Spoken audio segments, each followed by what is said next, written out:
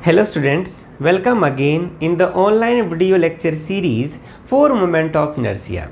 And in this lecture, we will determine the moment of inertia for an irregular body. अब आपके सामने देखो एक इर्रेगुलर बॉडी को आप देख पा रहे हो।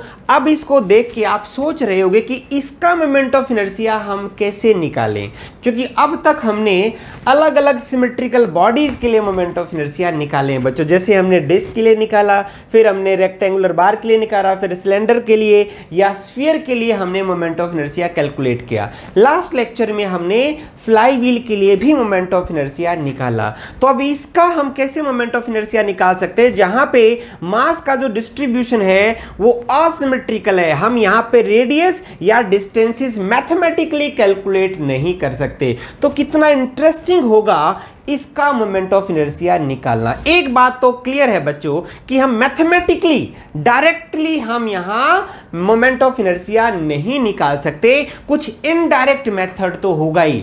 इसलिए यहां पे इसका जो मोमेंट ऑफ इनर्शिया हम निकाल सकते हैं वो एक इंस्ट्रूमेंट की हेल्प से निकाल सकते हैं, जो बड़ा सिंपल सा इंस्ट्रूमेंट है जिसका नाम है बच्चों टॉर्जन पेंडुलम। अब पेंडुलम आपको पता है पेंडुलम क्या होता है, जो अपनी पोजीशन को बार बार रिपीट करता है। तो कुछ यहां पे होगी चीज। तो यहां पे देखो ये सिंपल सी कंस्ट्रक्शन है टॉर्जन पेंडुलम की, जहां पे ये आपका फ्लैट सर्कुलर डिस्क, एक मेटालिक डिस्क है, जो डिस्क एक स्टैंड के अंदर है बच्चों, और जो ये स्टैंड है ये एक वायर के साथ लगा हुआ, और जो वायर है वो फिक्स है एक वॉल पे या एक स्टैंड पे। तो हम यहां पे कह सकते हैं कि जो डिस्क आपका it can rotate freely using wire. आप देखो ना एक वायर तो है, तो यहां पे क्या हो सकता है, एक रोटेशन हो सकता है बच्चों। तो इसलिए हम इस सिंपल से इंस्ट्रूमेंट को ये भी बोल सकते हैं कि मोमेंट ऑफ इनर्शिया टेबल। अब यहां पे जो स्पेस आया ना, अब इसके अंदर जो भी हम इरेगुलर या रेगुलर रिजिड बॉडी रखें उसका मोमेंट ऑफ इनर्शिया निकाल सकते हैं। तो अब यहां पे मोमेंट ऑफ इनर्शिया कैसे निकालेगा, तो इसी का आज हम थ्योरी भी करेंगे और इसका एक्सपेरिमेंट भी करेंगे। तो एक बार हम इसको देखने के लिए बच्चों हम लैब में एक बार चलते हैं, फिर हम थ्योरी पे आते हैं। हाँ बच्चों, आपके सामने ये है टॉर्जन पेंडुलम। आप देख पा रहे पेंडुलम आपको पता ही है कि जो अपनी पोजीशन को बार बार रिपीट करता है। तो यहाँ पे एक ये वायर है, जो सबसे इंपॉर्टेंट यही वायर है जिसकी वजह से यहाँ ऑसिलेशन है, जिसका एक एंड फिक्स है। यहाँ पे जो टॉप एंड है, इस हेड को हम बोलते हैं टॉर्जन हेड, जो एक स्टैंड के अंदर है, और ये स्टैंड आपका है जो एक सर्कुलर टेबल के साथ अटैच्ड है। अब इसके अंदर जो वायर का दूसरा एंड है बच्चों, ये एक टेबल जो मूव कर सकती है इसके साथ बंधा हुआ है। इसी टेबल को हम बोलते हैं इनर्शिया टेबल, जिसके अंदर ये मिरर है। मैं बताऊंगा इसका मतलब क्या है। अब यहाँ पे समझो ध्यान से, सबसे पहले तो इस एक्सपेरिमेंट में आपको बच्चों ये लेवल करना है स्प्लिट लेवल से, ठीक है। मान लो ये हमारा लेवल हो गया। अब इसमें न्यूट्रल पोजीशन है बच्चों, जहां पे ये इसकी रेस्ट की पोजीशन है। अगर मैं इसको रोटेट करता हूं, आपको पता है ये सिलेंड्रिकल वायर है, अगर मैं रोटेट करूंगा तो इसके अंदर इंटरनल एक टॉर्क डेवलप होगी जो इसको ओरिजिनल पोजीशन पे लेके जाएगी। नहीं देखो ना, अगर मैं इसको यहां से छोड़ दूं तो ये देखो ये इसकी ओरिजिनल पोजीशन पे लेके जाएगी ना, फिर ये आगे सरक जाएगा, फिर ये वापस आएगा, तो इसके अंदर ऑसिलेशन आपकी स्टार्ट हो जाएंगी बच्चों, ठीक है। तो इसी ऑसिलेशन का हमें यहाँ पे यही ऑसिलेशन देखनी है कि वो ऑसिलेशन एक बार आपका ब्लैंक टेबल पे कैसे हो रहा है, फिर आपका डिस्क के साथ कैसे है, और इसमें हमें निकालना क्या है, moment of inertia for irregular body. अब ये देखो ना, अभी तो बिल्कुल ही आपकी इर्रेगुलर है, जिसका कोई डायमीटर कोई मास आप मेजर कर सकते हो, लेकिन डायमीटर कैसे आप निकाल सकते हो बच्चों। तो इसकी जो हम इर्रेगुलर बॉडी का जो मोमेंट ऑफ इनर्शिया निकालेंगे वो इस टॉर्जन पेंडुलम से निकालेंगे। तो पहले इसकी थ्योरी कर लेते हैं, फिर हम एक्सपेरिमेंट स्टार्ट करेंगे। बच्चों आपने टॉर्जन पेंडुलम को प्रैक्टिकली देखा। अब हम थ्योरेटिकली यहाँ देखेंगे कि कैसे मोमेंट ऑफ इनर्शिया का फॉर्मूला हम ड्राइव कर सकते हैं फिजिक्स की हेल्प से।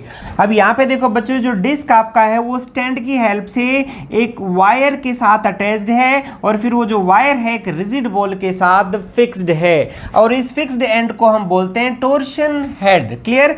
अब यहाँ पे जो डिस्क है वो डिस्क आपकी रोटेट कर सकती है, आपने एक्सपेरिमेंट एक्सपेरिमेंट में देखा भी। अब यहाँ पे फिजिक्स क्या है बच्चों, देखो अब यहाँ पे मान लो आपकी वायर है, तो ये जो वायर है इस वायर को अगर मैं एक्सिस बना दूं, देखो suppose this is the axis, अब इस एक्सिस के अराउंड मैं यहाँ पे रोटेट इस डिस्क को करूंगा, तो एक बार इनिशियली देखो जब मान लो आपका ये बिल्कुल इक्विलिब्रियम पे है, तो यहाँ पे क्या है, रेस्ट पे आपका डिस्क रेस्ट पे है, मैंने क्या किया यहाँ इस एक्सिस के अराउंड अब मैं यहाँ पे जो डिस्प्लेसमेंट दूंगा वो लीनियर डिस्प्लेसमेंट नहीं दूंगा, यानी मैं इसको अपनी तरफ या इधर उधर नहीं खींचूंगा, मैं इसको इस एक्सिस के अराउंड जेंटली थोड़ा सा एंगुलर डिस्प्लेसमेंट दूंगा, यानी मैं इसको रोटेट करूंगा। रोटेट, अगर मैं रोटेट करूंगा तो एंगुलर डिस्प्लेसमेंट को मैं ऐसे भी बोल सकते हैं ना कि मैं थोड़ा सा इसको ट्विस्ट करूं, तो ट्विस्ट करता हूं मैं इसको यहां से लेके यहां तक, मैंने थोड़ा सा इसको ट्विस्ट किया। अब जैसे ही मैं यहां तक ट्विस्ट करूंगा तो मुझे एक बात बताओ, ये जो वायर है बच्चों ये तो एक सिलेंडर की तरह है ही ना, ये देखो आपका ये एक सिलेंड्रिकल आपका वायर है जो एक सिलेंडर की तरह होता है ना, ये देखो ये आपके सामने मान लो अगर मैं इसको थोड़ा सा बड़ा सिलेंडर ले लूं तो ये वायर है बच्चों एक स्प्रिंग की तरह होता है, अगर मैं इसको थोड़ा सा एंगल दूंगा तो अब ये देखो वापस ये अपनी जगह पे आ जाएगा ना, क्यों, क्योंकि इसके अंदर इलास्टिसिटी की वजह से रेस्टोरिंग टॉर्क डेवलप होगा बच्चों। नहीं, जब आप लीनियर मोशन में बात करते हैं, जैसे ये देखो आपका स्प्रिंग है, अगर मैं इसको खींचता हूं तो ये देखो इसके अंदर एक फोर्स डेवलप हुआ ना जो इसको वापस अपनी डायरेक्शन में लेके जाएगा, तो लीनियर मोशन में वो आपका क्या होता है, रेस्टोरिंग फोर्स, और वही अगर जब आपका एंगुलर मोशन होता है तो वहां पे वो क्या होता है आपका रेस्टोरिंग टॉर्क, तो इसके अंदर एक टॉर्क डेवलप होगा। तो यहां तक जाने के बाद मैंने मान लो इसको डिस्क को छोड़ दिया, देखो यहां तक तो मैंने पकड़ के रखा था, अब यहां पे छोड़ दिया तो इसकी इनिशियल पोजीशन तो यही थी ना बच्चों, तो ये जो डिस्क है ये टॉर्क इसके अंदर डेवलप होगा, वो टॉर्क लगेगा इस डायरेक्शन में, देखो टॉर्क हमेशा इनिशियल पोजीशन की तरफ ही लगता है, आपको पता ही है नहीं, तो यहां पे जो इंटरनल टॉर्क है बच्चों वो लगेगा इस पोजीशन की तरफ, तो ये बॉडी यहां तक आएगी, यहां तक आते आते इसमें एक एंगुलर एक्सेलरेशन आ जाएगा, अगर एक्सेलरेशन आएगा तो ये रुकेगी कैसे, फिर ये बच्चों आगे चली जाएगी, ये देखो और आगे चली जाएगी, फिर जो इसमें टॉर्क लगेगा जो इसको वापस इसी पोजीशन की तरफ लाएगा, इसलिए वहां तक ये रुकेगी और फिर वापस आएगी, फिर ओवरशूट कर जाएगी, और आपका मोशन कैसा होगा, पीरियोडिक मोशन यहां पे स्टार्ट हो जाएगा बच्चों, जैसे आपने एक्सपेरिमेंट में देखा भी। तो यहां पे जो पीरियड होगा कि time taken for the one oscillation, जिसको हम बोलेंगे टाइम पीरियड, ये आपका क्या होगा टाइम पीरियड, तो इस टाइम पीरियड का ही रोल यहां पे है और इस टाइम पीरियड को ही हमें बच्चों निकालना है। तो ये टाइम पीरियड हम कैसे निकालेंगे, हम एक बार टाइम पीरियड निकालेंगे इनर्शिया टेबल अलोन का, फिर उसके बाद हम लेंगे एक डिस्क, फिर हम डिस्क को रख के टाइम पीरियड निकालेंगे और फिर इर्रेगुलर बॉडी को रख के टाइम पीरियड निकालेंगे, तो आप फॉर्मूले में फिट करेंगे तो आपका मोमेंट ऑफ इनर्शिया आ जाएगा। तो अब हम फॉर्मूला ड्राइव करते हैं कि फॉर्मूला इस टाइम पीरियड के साथ कैसे आएगा।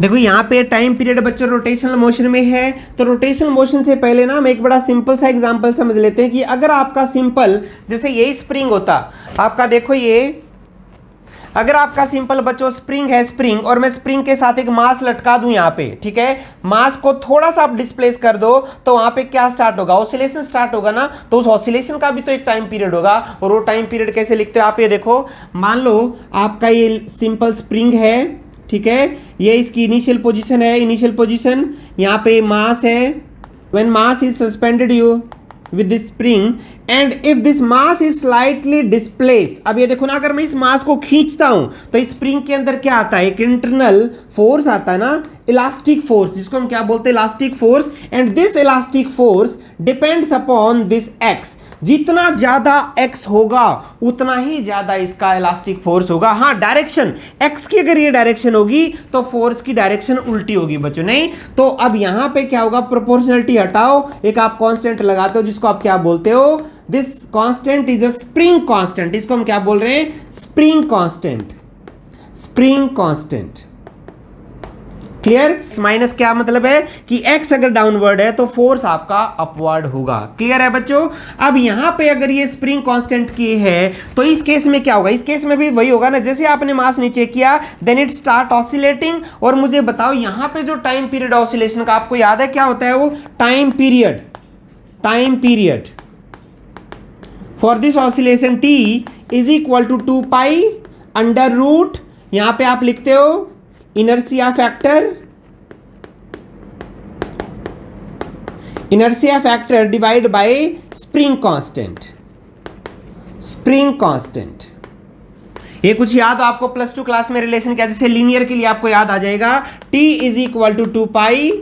मुझे बताओ इनर्शिया फैक्टर यहाँ पे क्या है, इनर्शिया फैक्टर तो यहाँ पे मास है बच्चों, क्योंकि इनर्शिया क्या है यहाँ, मास ही है ना। So mass divide by spring constant आपका क्या है, k is equal to m omega square. देखो इस रिलेशन को हम चेक भी कर लेते हैं कि सही है कि नहीं। So 2 pi under root m by m omega square, m से m कैंसिल, तो ये क्या हो गया आपका 2 पाई बाय ओमेगा स्क्वायर का 2 पाई बाय ओमेगा, और ओमेगा आपका क्या होता है 2 पाई न्यू। सो 2 पाई से 2 पाई कैंसिल, तो t क्या आ गया आपका, t is equal to 1 by frequency है। तो रिलेशन सही है। इसका मतलब है कि ये रिलेशन गलत नहीं है बच्चों, तो इसको याद रखो। Time period for any oscillation is always equal to 2 pi inertia factor by spring constant square root of this. अब ये टाइम पीरियड का जो फॉर्मूला है बच्चों, सेम फॉर्मूला अब हम यहां लगाते हैं रोटेशनल मोशन में। आप देखो यहाँ पे आपका क्या है, वायर में तो रोटेशनल मोशन है ना, तो यहाँ पे क्या आपने थीटा दिया, थीटा, तो यहाँ पे क्या होता है,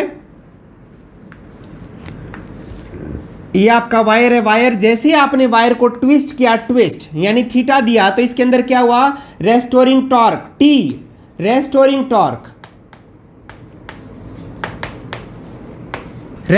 torque is directly proportional to theta. जैसे यहाँ पे था same, force is directly proportional to displacement, तो यहाँ पे क्या होगा, restoring torque is directly proportional to theta. तो यहाँ प्रोपोर्शनलिटी हटाओ बच्चों, एक कांस्टेंट आएगा, tau is equal to C theta.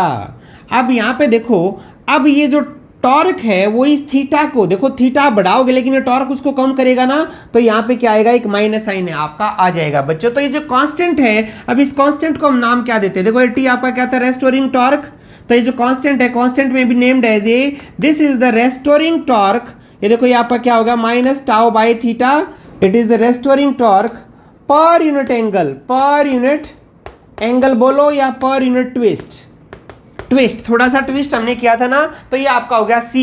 तो यहाँ पे जो स्प्रिंग कांस्टेंट है वो C है। क्या ये क्लियर है? अब मुझे बताओ यहाँ पे टाइम पीरियड का फॉर्मूला क्या होगा बच्चों, देखो सेम ही फॉर्मूला है, तो रोटेशनल मोशन में इस फॉर्मूला को लगाओ, T is equal to 2 pi under root inertia factor. अब यहाँ पे मुझे बताओ इनर्शिया फैक्टर क्या है, यहाँ पे इनर्शिया फैक्टर तो यहाँ पे suppose I is the moment of inertia. अब रोटेशनल मोशन है तो आपको पता है मास के इक्विवेलेंट तो इनर्शिया ही है ना, सो I डिवाइड बाय, और ये स्प्रिंग कांस्टेंट आपका क्या है, C, स्प्रिंग कांस्टेंट आपका हो गया C इस रोटेशनल मोशन के केस में बच्चों।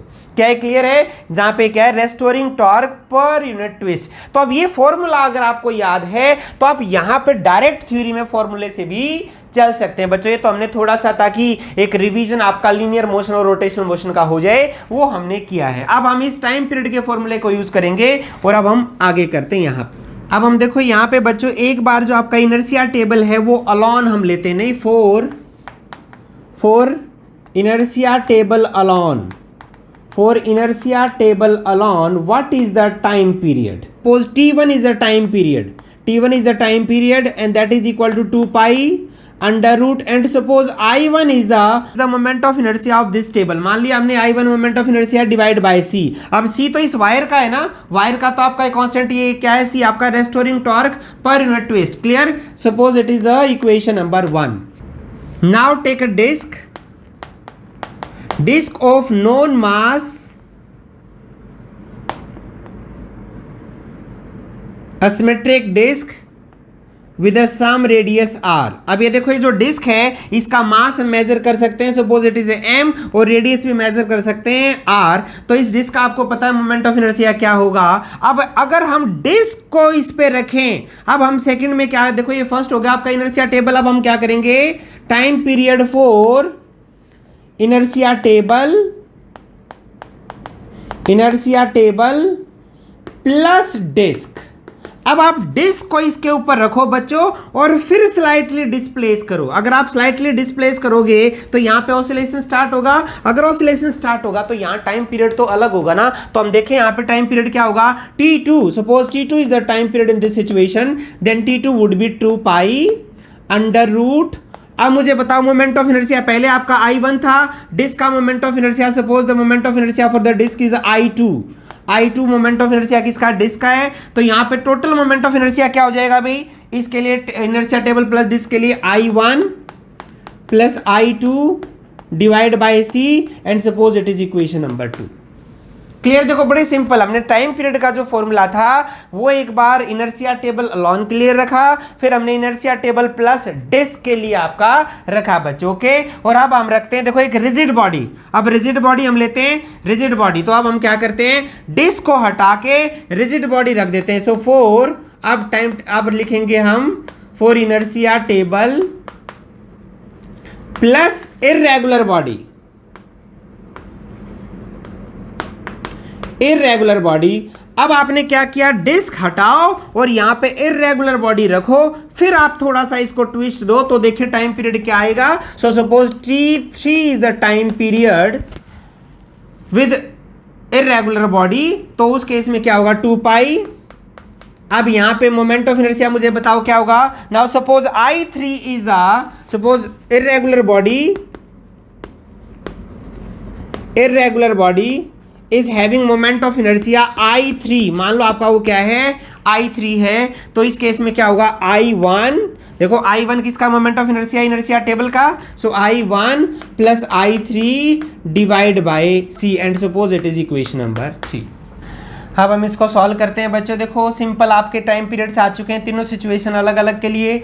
इक्वेशन नंबर 1 को दोनों तरफ स्क्वायर कर दो बच्चों। On taking the square on both the side for equation number 1 we are getting T1 square is equal to 4 pi square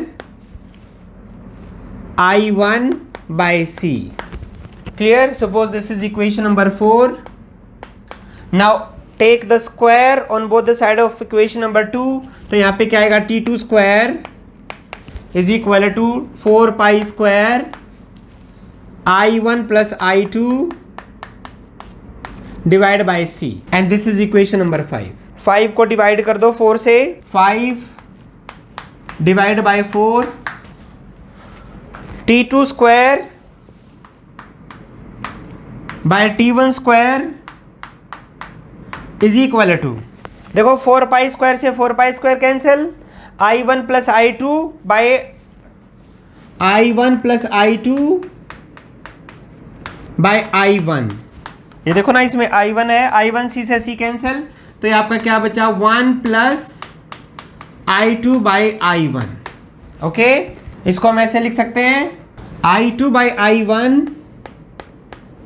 I2 by I1 is equal to 1 को इस तरफ ले आओ T2 square by T1 square minus 1, ठीक है, minus 1 किया तो क्या हो गया आपका T2 square minus T1 square divide by T1 square. अब इस I1 को यहाँ पे ले जाओ बच्चों, तो मैं इसको ऐसे लिख सकता हूँ I2 is equal to T2 square minus T1 square divide by T1 square multiplied by I1।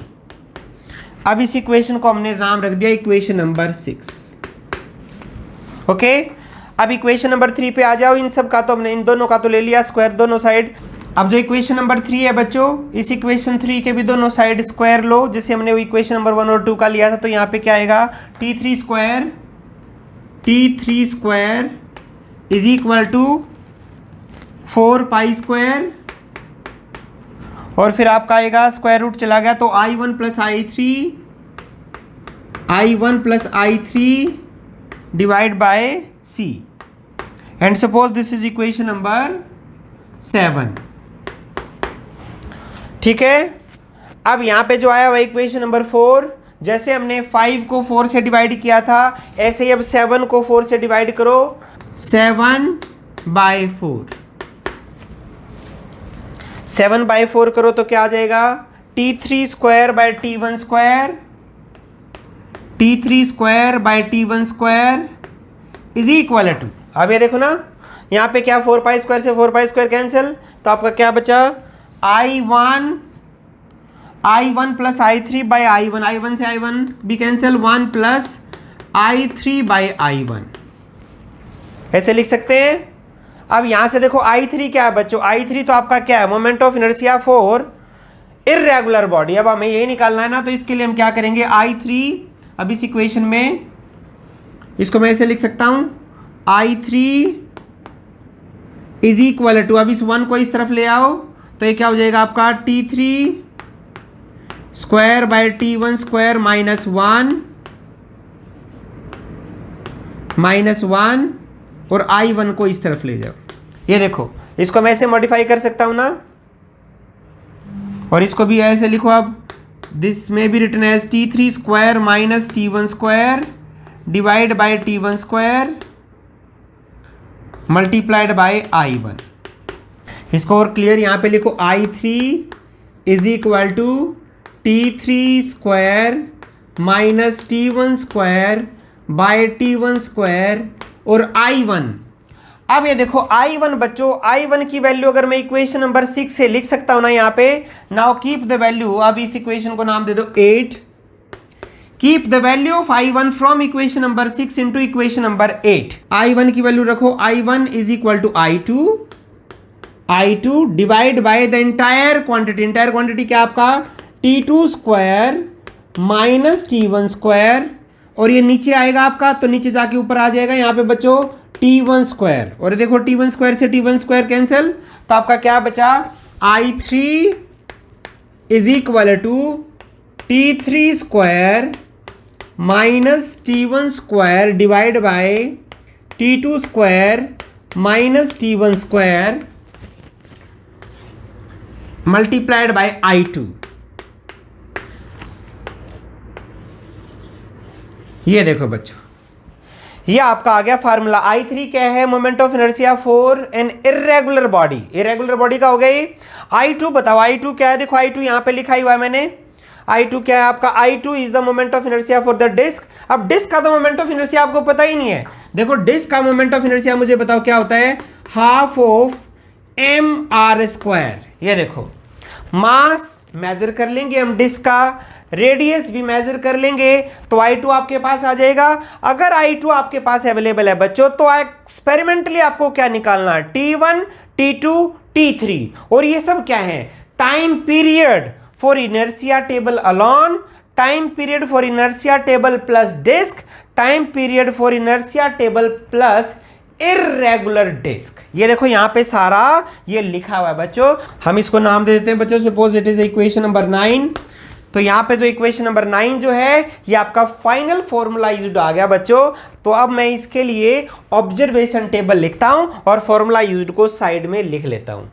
यहां तक हमने बच्चों देखो थ्योरी कंप्लीट कर लिया है। अगर आपके फाइनल थ्योरी के एग्जाम में क्वेश्चन आता है कि how we can determine the moment of inertia for the irregular body, तो आप यहां तक डिराइव करेंगे, क्लियर। लेकिन आपको पता है कि आपका प्रैक्टिकल भी है, तो प्रैक्टिकल आप कैसे अटेम्प्ट करेंगे, तो उसके लिए आप कैसे लिखेंगे, तो वो मैंने यहाँ पे लिखा ही हुआ है। सबसे पहले आप एम लिखते हैं कि to determine the moment of inertia of an irregular body, clear.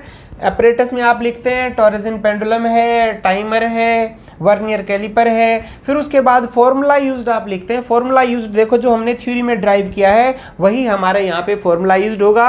Figure आप ये बना सकते हैं। फिर आती है ऑब्जर्वेशन टेबल की। फॉर्मूला यूज्ड में जो जो आपको रिक्वायरमेंट है वही हमने ऑब्जर्वेशन टेबल्स में लिखा है। जैसे यहाँ पे आपको क्या निकालना है, टाइम पीरियड निकाल लेना। टाइम पीरियड क्या होता है, time taken for a one oscillation. Time period तो वही होता है ना, लेकिन आप एक ऑसिलेशन यहाँ पे काउंट नहीं करेंगे। हम यहाँ पे 10, 15 या 20 कोई भी, जैसे हम क्या करेंगे 10 ऑसिलेशंस के लिए हम यहाँ एक्सपेरिमेंट करेंगे। जैसे मान लो 10 है या 15 है, हम एक्सपेरिमेंट में रीडिंग चलो 15 ऑसिलेशन के लिए लिखते हैं। और 15 की आपको कैसे रीडिंग लेनी है, पहले इनर्शिया टेबल अलोन आप रख के इसको डिस्प्लेस करेंगे और टाइम नोट करेंगे कि 15 ऑसिलेशंस में कितना टाइम लगेगा, तो वो हम यहां लिख देंगे time taken by inertia table alone. तो यहां पे हम लिख देंगे। फिर हम निकालेंगे टाइम पीरियड, और टाइम पीरियड कैसे निकालेंगे, this time divide by the number of oscillation, जो मैंने ऊपर लिखा हुआ है। ओके, ऐसे ही टाइम टेकन आप लेंगे टेबल प्लस डिस्क के लिए, ऐसे ही आप लेंगे टेबल प्लस इर्रेगुलर बॉडी के लिए। और फिर डिस्क जो आपका दिया हुआ है, डिस्क का हम मास मेजर करेंगे और उसका रेडियस मेजर करेंगे वर्नियर कैलिपर से बच्चों, जिसकी टेबल मैंने यहां बनाई हुई है। जहां पे आप वर्नियर कैलिपर पे main scale reading MSR, vernier scale reading VSR, और फिर दोनों को ऐड कर दोगे तो टोटल रीडिंग हो जाएगी। वो आपका क्या आ जाएगा, डायमीटर, और उसका हाफ कर दोगे तो आपका आएगा रेडियस। तो अब हम करते हैं एक्सपेरिमेंट। इसका एक्सपेरिमेंट बच्चों बहुत ईजी है। आपको बस यहाँ पे जो है रोटेशन लेना है। जैसे मैं स्टार्ट ही कर देता हूँ। एक बारी आपका ब्लैंक टेबल है, हम ब्लैंक टेबल का पहले टाइम पीरियड निकालेंगे। तो यहाँ पे ऑब्जर्वेशन टेबल है मेरे सामने जो आपके बोर्ड पे भी लिखी हुई है। तो इस ऑब्जर्वेशन टेबल पे बच्चों हम यहाँ पे लेंगे नंबर ऑफ ऑसिलेशंस, यानी कितने नंबर ऑफ ऑसिलेशंस के लिए आप टाइम नोट करोगे। तो ये टाइम जो मैंने इनर्शिया टेबल अलोन अभी लिया है, जिसके ऊपर ने मैं डिस्क रखा, ने मैंने इरेगुलर बॉडी रखा, तो इसके लिए मैं 15 रोटेशन का मैं टाइम पीरियड निकाल लूंगा कि कितना इसका टाइम पीरियड है। तो मैं इसका थोड़ा सा रोटेट करता हूं बच्चों। लेवल मैंने कर लिया ये, तो मैं इसको थोड़ा सा रोटेट करता हूं। ज़्यादा रोटेट नहीं करना है, ज़्यादा अगर आप रोटेट करोगे तो इसकी लिमिट से ये एडिशनल चला जाएगा और इसमें परमानेंट आपका डिफेक्ट हो जाएगा बच्चों। तो मैं इसको थोड़ा सा, मैंने इसको इतना रोटेट किया, इसमें मैंने डिस्प्लेसमेंट दी, एंगुलर डिस्प्लेसमेंट, और इसको छोड़ दिया। ये देखो बच्चों, छोड़ दिया मैंने। अब मैं टाइम स्टार्ट करूंगा जब ये एक एज पे होगा। ये देखो यहां इस एज पे अब मैंने टाइम स्टार्ट कर दिया है। ऑसिलेशन क्या होंगी, 1 2 3 4 5 6 7 8 9 10 11 12 13 14 15। ये लो बच्चों, 15 पे जैसे ही हो गया मैंने टाइम यहाँ रोक दिया है। तो 15 में मेरा कितना आया, 15 में मेरा आया ये टाइम पीरियड, टोटल टाइम आया आपका 1 मिनट 2 सेकेंड। तो यहाँ से मैं टाइम पीरियड निकाल लूँगा। टाइम पीरियड क्या आएगा, 62 सेकेंड डिवाइड बाय 15। तो ये मेरा आ गया time period for inertia table alone. Okay clear. अब मैं क्या करता हूँ बच्चों, सेकंड सेट में देखो ये डिस्क है जिसका मोमेंट ऑफ इनर्शिया आप निकाल सकते हैं। डिस्क आपके सामने है। अब ये जो डिस्क है बच्चों, इस डिस्क को मैं यहाँ पे रखता हूँ इनर्शिया टेबल पे।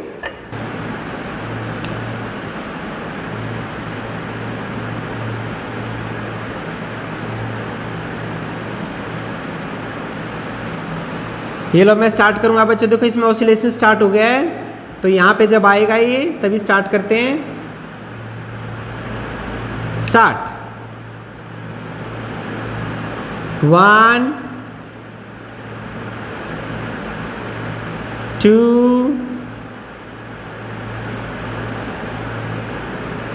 3 4 5 6 7 8 9 10 11 12 13 14 15। ये लो रोक दिया बच्चों मैंने। तो यहाँ पे हो गया 1 मिनट और 12 सेकेंड। ठीक है, तो यहाँ पे टोटल हो गए 72 सेकेंड। तो टाइम पीरियड आपका क्या आ गया 72/15। तो ये आ गया T1। क्लियर। अब लास्ट स्टेप बच्चों आपका रह गया है। अब हम क्या रखते हैं, अब हम लेते हैं इरेगुलर बॉडी। ये इरेगुलर बॉडी ले लिया। ठीक है, सेंटर पे रखा हमने। अब इसके साथ अब मैं इसमें थोड़ा सा एंगुलर डिस्प्लेसमेंट देता हूं और ये छोड़ दो इसको। जैसे ही वापस आएगा वहां से स्टार्ट करूंगा मैं। स्टार्ट। 1 2 3 4 5 6 7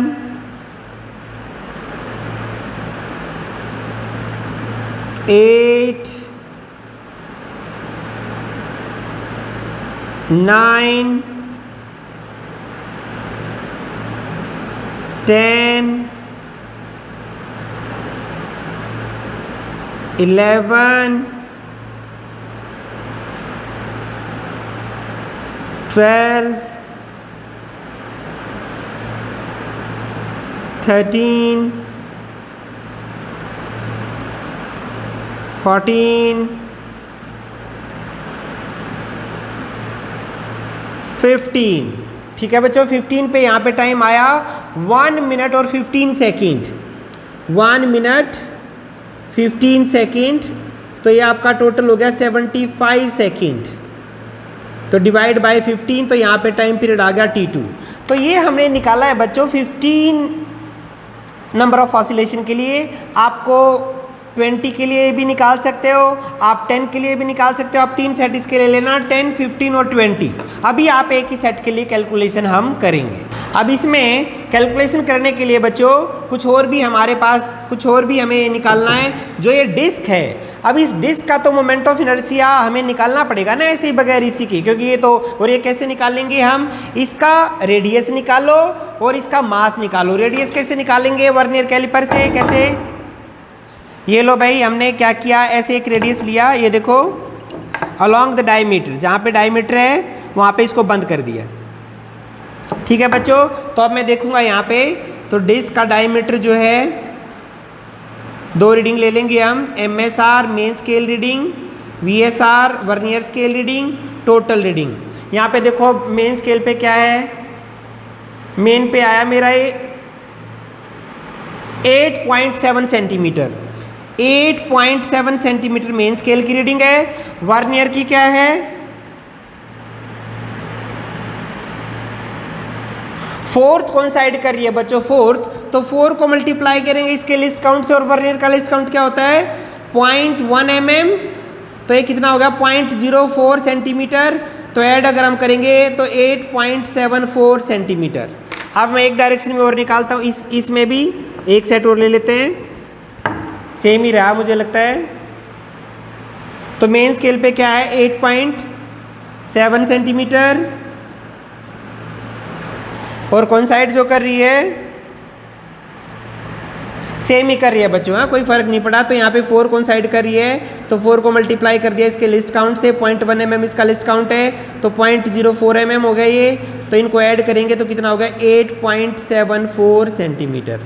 तो डिस्क का जो है रेडियस आ गया। ओके, अब इसके बाद इसका मास निकालते हैं। मास के लिए हमारे पास ये वेइंग मशीन है बच्चों, तो वेइंग मशीन पे हम क्या करते हैं, ऑन करते हैं इसको,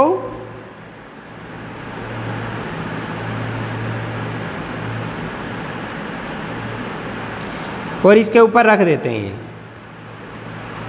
460 ग्राम इसका आया बच्चों, 460 ग्राम। तो मास ऑफ द डिस्क क्या है 460 ग्राम। ठीक है, मेरी जो बच्चों एक्सपेरिमेंट की रीडिंग आई है, अब वो मैंने ऑब्जर्वेशन टेबल के अंदर फिल कर दिया है। जैसे यहाँ पे देखो मैंने कितने नंबर ऑफ ऑसिलेशंस लिए थे 15। तो 15 में जब अलॉन इनर्शिया टेबल है तो उसमें टाइम जो मेरा आया था 62 सेकेंड। जब टाइम पीरियड निकाला तो 15 से डिवाइड कर दिया तो 4.13 आया। जब टेबल प्लस डिस्क मैंने लिया तो टाइम जो मेरा आया वो कितना आया था 72 सेकेंड।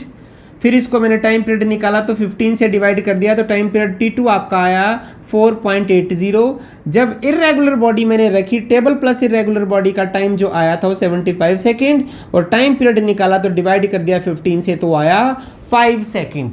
एक फिर हमने जो आपका डिस्क जो था, डिस्क का जो मास मैंने मेजर किया था वो 460 ग्राम क्लियर।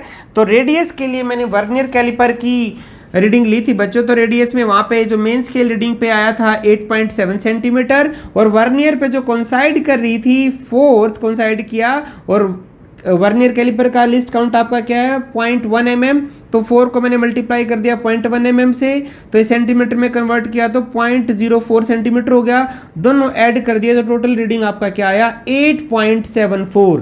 तो सेम सेकंड रीडिंग भी सेम ही थी, तभी जो डायमीटर है वो आया 8.74, और जो रेडियस है वो डायमीटर का हाफ कर दिया मैंने यहाँ पे, तो मेरा आया 4.37। क्लियर। तो इसके बाद बच्चों होती है कैलकुलेशन। तो कैलकुलेशन में हम पहले निकालते हैं moment of inertia for a disk half of mr²। Mass की वैल्यू 460 ग्राम है, रेडियस है 4.37।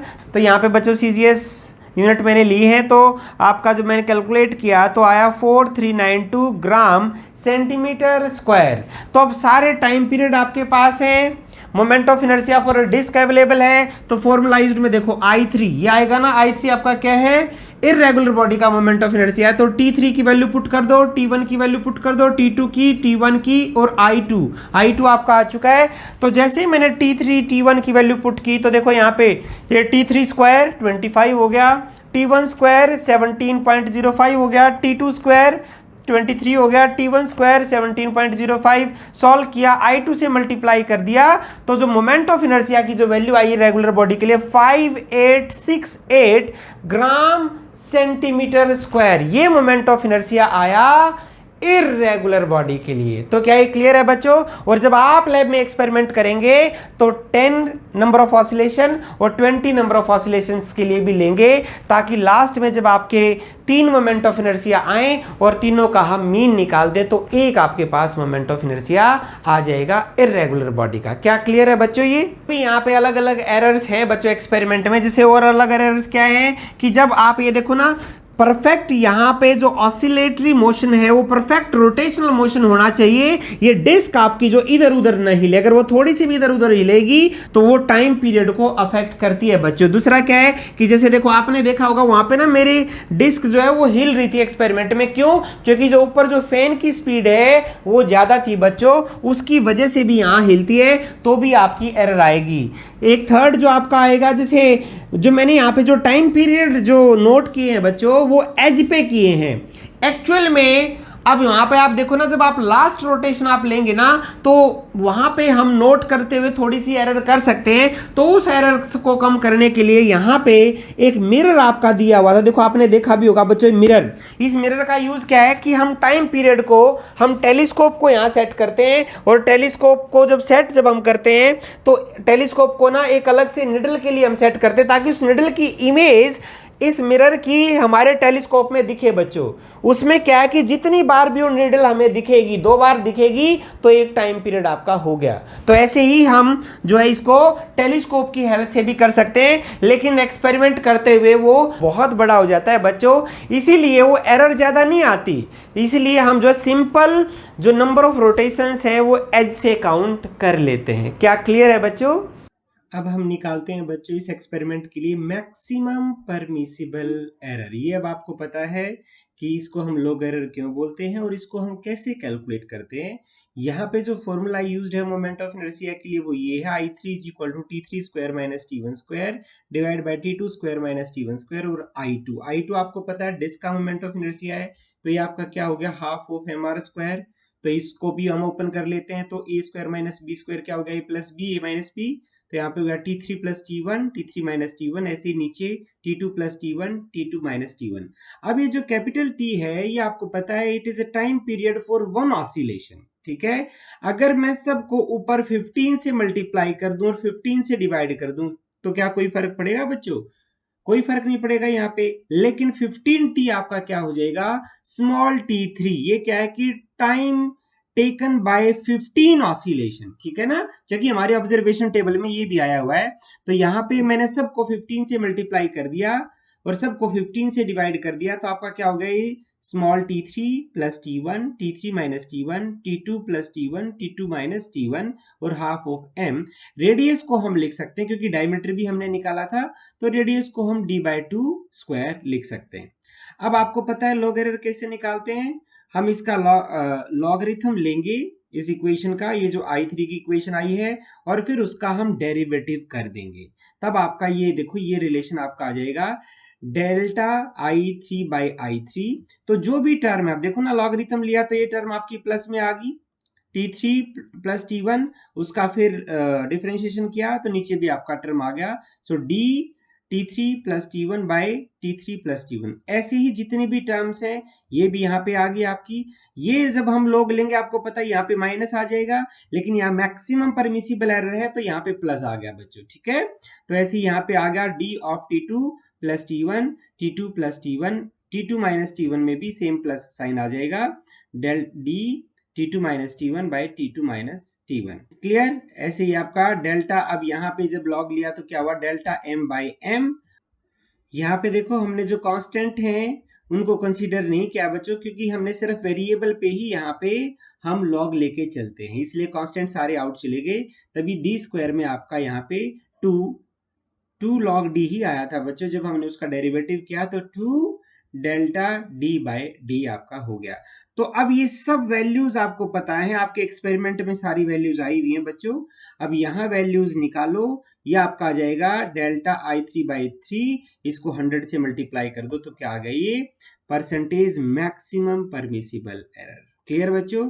अब हम यहाँ पे जो मैंने आपको बताया था सोर्सेस ऑफ एरर, तो यहाँ पे वो सोर्सेस ऑफ एरर मैंने सारे लिखे हुए हैं, आप इसका स्नैपशॉट लो या पोज करके इन सब को पढ़ो, ये वही है जो मैंने अभी आपको एक्सपेरिमेंट में बताए थे। ओके।